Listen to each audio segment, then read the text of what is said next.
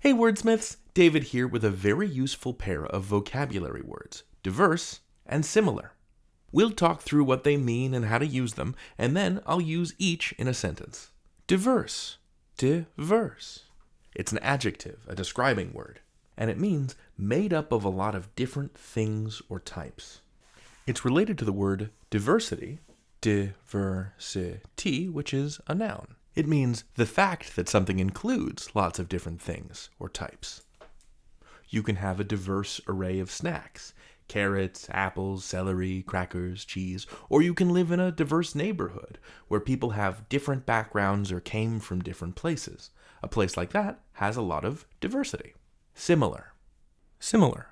Another adjective, and it means like something else but not exactly the same. And just like the adjective diverse is related to diversity, the adjective similar is related to similarity, the noun version. Similarity. Which means the quality of being like something else, but not exactly the same. So chess is similar to checkers in that they're both played on a board with 64 squares on them, but they're not the same game. I am similar to my sister, but we're not the same person. Let's talk about that suffix here, ity, that ity word ender.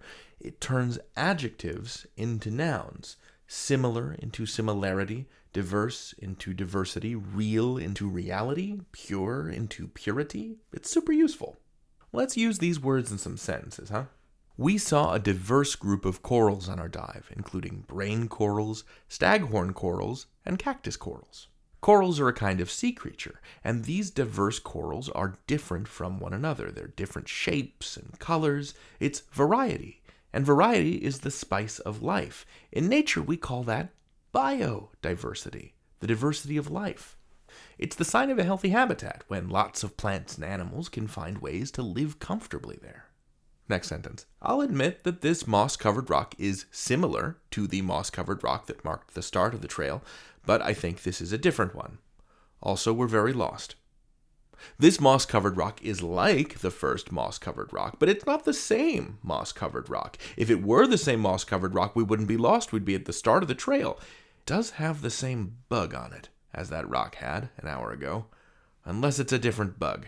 Bugs look so similar to each other that it's hard for me to tell. I need to scoot. I may need to summon a park ranger. Did I remember to bring a flashlight? No? Oh, that's a can of potato chips. Darn it, they look so similar. Oh, there I go again. See you next time, hopefully. Until then, you can learn anything. David out.